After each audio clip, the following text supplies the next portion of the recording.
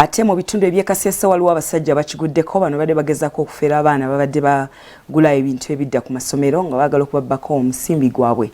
Bano nno babuuze katono okuumizibwawo omusi oluvannyuma lw'abatuuze okubakakkanako ne babakuba. Abasajja babiri abaseemya abamu be bayita abafere bawonedde watono okwokebwa e Kasese mu bugwanjuba bw'eggwanga olw'okusussa okubba abantu.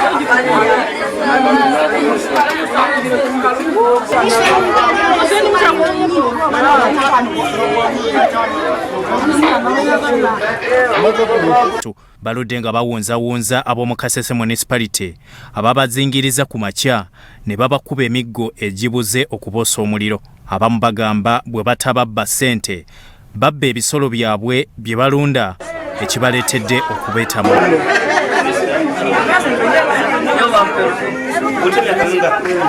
Ndi waka kutamazi gange ngenda kunaaba mbadde ndi awo nenda mubinga bamutwala mbiro misinde awo nenda babona nga abalese kati nze nenkwata piki nze namukubye piki nagwa wansi abaana bamukuba kati awo ne bamuleta wa Chairman si wanu naye mubi twamukute ku polisi bamutute ku CPS.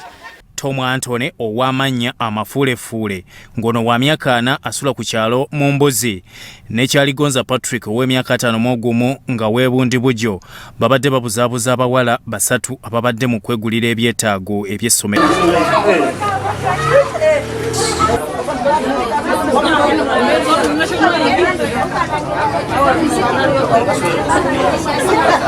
Kale olaba omusajja wa kitiibwa nga tosuubira nti asobola kuba yenga mufere oba mubbi oba biki nga talina kyali omusanga omukuba onakuyimiriza nayogera naawe ebigambo biri awo kale ebigambo birungi nga tosobola kulowooza nti asobola kuba nga mubbi abeera awo.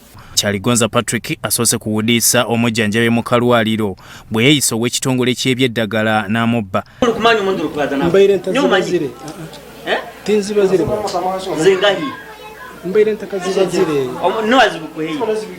Nzikomera meza. Uzikomera meza ibere yawe. Ameza nabakomaho sente. Nzibira hameza baba. Nzibira hameza. Hati uri musuma. Ameza nabakomaho sente. Osangire nzihira ameza bayito nzibire ka. Ozibire nka ameza y'omukazi. Ssentebe w'ekitooro Isaac Tembo agamba nti bano babadde babba nga tebakwatibwako wabula n'akubiriza abantu okweyunira ab'ebyokwerinda. We on the ground, the residents on the ground, I've really liked my residents because they are now vigilantes. They can do work without us, and then we also join effort to rescue whatever situation that is in the area. But now we appeal again to those people that please they should stop coming this side. They should go to other areas because this area is security tightened in all ways. Byatumuseme Gerard, Soroti TV, Omunyi.